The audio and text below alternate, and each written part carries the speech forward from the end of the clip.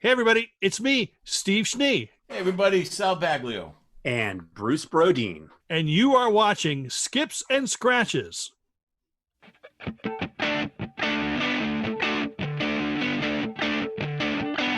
bought a brand new record, 12 inches. I bought a brand new record, 12 inches. It's a big old record, it's 12 inches. I mean, Oh, do I have a story for you all? okay. Kick back and listen here. Take out your finest imbibing liquid. Excuse me as I finish this. Let me tell you when Is it this all something began. Do I need my mask for this? No, you do not need your mask for this. You need to Okay. breathe in the This is a rarefied whole new social air distance. of warm past experience. No. This is December 17th, 1976, Heinz Auditorium.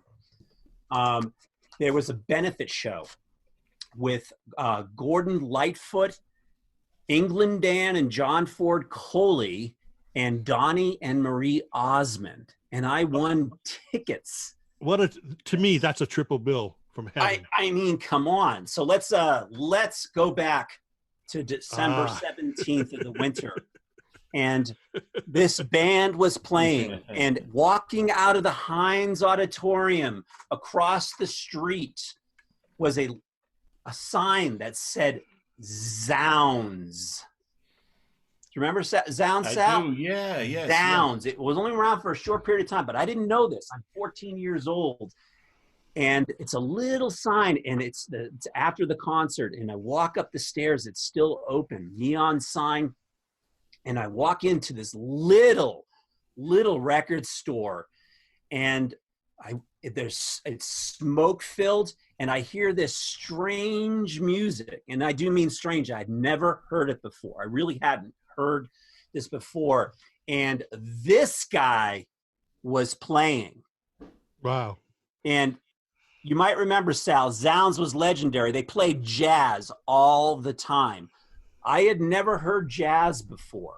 Mm-hmm. And it was a mysterious musical experience for me at that time, especially being so ensconced in punk rock at that time. I was already way into the New York scene that was going on in late 76 and import singles and all that kind of thing. And in this place, I'd never seen anything like it. And there were records everywhere. And to the left, when you walked in, there was a bin, and it said 3 for $1. So to a kid that never had enough money for his music habit, 3 for $1, I was like, yes, all over that. And, and I just started buying like looking through, and I was like, I didn't know who these bands were, but they looked cool. Yeah. And I bought, and that day I only bought the 3 for $1 because it was my first time, but I don't know how many records I walked out of there with. But I think I spent about $4, which was a fortune for me that night, and had enough money to get home on the transportation, the MBTA. Yes, and it was that first experience was amazing. Just walking into this smoke-filled room, hearing jazz and Miles Davis for the first time, and talking to those guys later on. They turned me on to Lester Young and Coltrane and all kinds of amazing artists from there. And they never knew anything about punk rock, so they always underpriced all the cool stuff that I was looking for. And another one I got the next trip was a promo copy of the first Artful Dodger. This is everything's original here of that purchase date. I went back the next weekend and got this record because they looked cool. I had no idea they weren't getting play in Boston, but this looked like a band that I would like. And not only did I like them, I love them. Before it was Zounds, it might have been. Oh, okay. Was it a New England Music City? Or see, there was so many record stores. There is a little different in time and age. Maybe it was Zounds. I remember in '77 I bought the first Cheap Trick record at this record store that was across from the Pru. Had to go up some stairs. Sal, I'm glad you mentioned that. And this was a case Where is of they were spinning the record in the store, and I hadn't heard them yet. I hadn't heard Cheap Trick yet, and I heard this music, man. I'm like, who is that? And they had the album up on the thing. So that's Cheap Trick. I'll take one. That first record was amazing. I hadn't heard about them yet. I just happened to be in the store when they were playing it. So that's another thing about records. So sometimes they would feature something. Yeah. And you'd walk in, you know. In 1975, I remember walking into the Strawberries, and they were playing. There's something brand new that no one ever heard of before. A video of Bohemian Rhapsody. You know, the film that everybody knows of them singing, you know, that whole thing. They would play it every hour on a screen about the size of the screen about the size of a MacBook, and people would circle around it, and all of a sudden they would play the Queen video. I got to inject here with Cheap Trick because I pulled out some records, you know, for this conversation, and you know, Zounds, when that closed, I quickly discovered Nuggets, which was the most amazing record store still to this day that I've ever been into, because and that's just highly biased, and I went in there every weekend. I would take the trolley in, carry records, sell them, buy them. Worry about spending too much money. How am I, you know, my first credit card purchase was at, you know, ever of anything, was at Nuggets.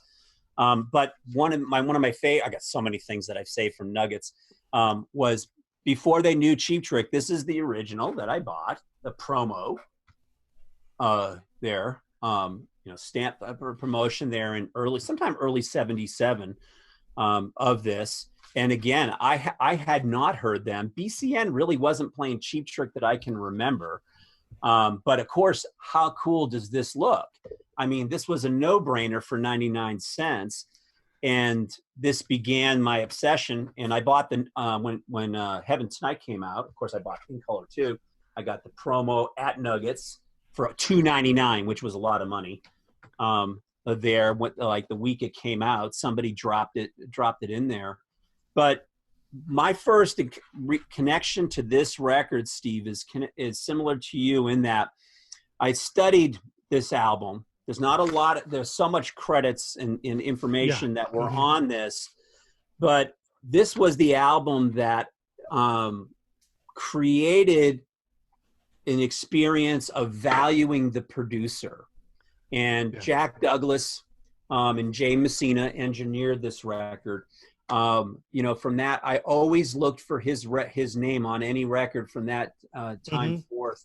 And Jack Douglas, to this day, if I had a choice to meet anybody and talk to anybody, any famous person, any artist, I kid you not, at the very top of my list of the ultimate uber coolest person ever is Jack Douglas. Oh, I mean, I would do anything. I mean, like, to meet him and talk to him.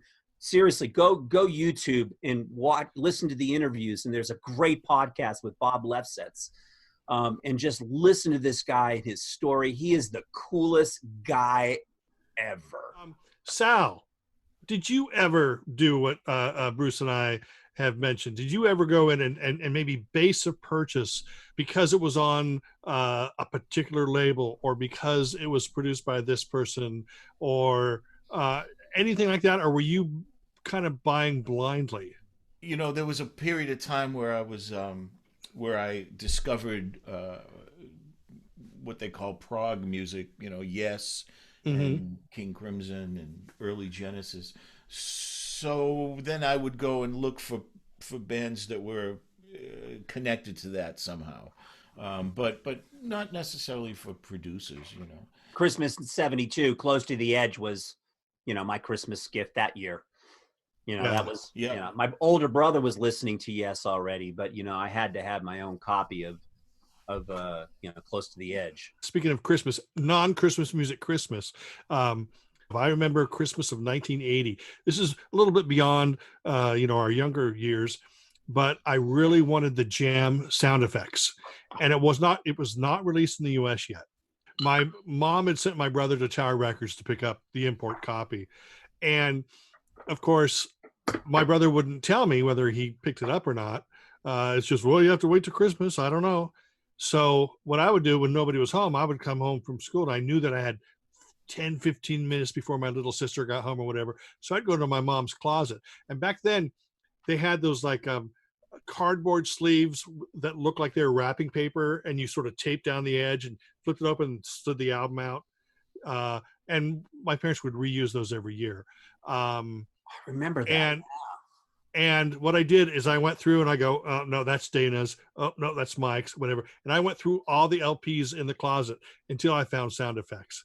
And so that's the only time I've ever snuck a peek at a Christmas present, was just because I wanted to make sure I got the new Jam album that year. If we start down the Christmas thing, I think that's a whole episode. Oh no, we're going to have to do a Christmas episode. Those records are forever. I think whatever season you buy a record in, or receive a record in, for me anyway, it always brings that time up. There's so many that I got for Christmas, it's ridiculous. Starting in '65.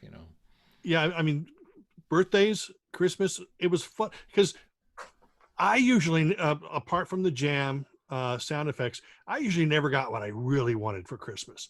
I really wanted that Yachts album, or I really wanted that Second Undertones album, or I really wanted this, or I really want that, right? Every time, I don't know if you guys got this, but every time I said, oh, I really want that Yachts album or Clash or whatever, people just go, you can get that yourself.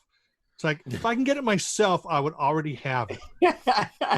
Hey, you know what I did? I solved my problem very early on, this is how I fed my music out. I started my first business when I was probably 11, 12 years old, and I sold mail order stamps and coins. And so I would sell, numismatic kind of stuff to feed my music habit. Yeah. Because there was no other option when you were 11, 12, 13, even 14 years old. I started washing dishes when I was 15, but up until then, I was just always mailing stuff out, and it wasn't, I'd buy enough for inventory for my next advertisement in the publication that I would do, but everything went to music, everything. Yeah. To that, because I didn't want to rely on somebody else to buy my music, because I was just gorged with rock and roll once it started. You see, I've never been one for drugs or alcohol. And a lot of people are like, oh yeah, how come you don't drink? How come, you don't smoke dope or do this, whatever? Well, the real answer is just because I used that money to buy records. Yeah, totally. My vices were limited because of that too, because it was a bigger priority. That's it for this episode of Skips and Scratches. My name is Steve Schnee. All right, everybody, keep a nickel on that tone arm. This is Sal B saying, see you next week. And I'm Bruce Brodeen, and as always, pop on. Remember to share, comment, like, and subscribe. Remember to click the bell and get notifications. And we'll see you next time on Skips and Scratches.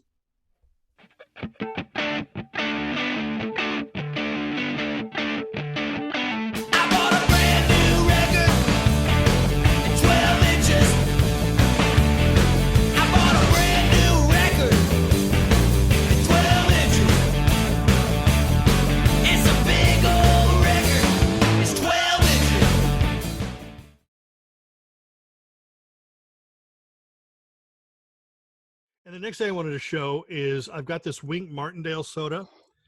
And hey, Steve, I'm sorry. Yeah. Take a look at the title of the show, okay? It's about this guy. Oh. Okay. I'll just put this down. God. He's lean and winky and he knows how to zoom. Check out Ronnie Barnett's Boom Boom Room.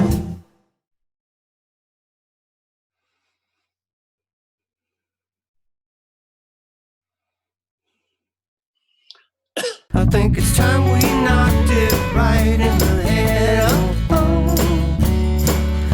what Schnee said. Not recorded in front of a live audience.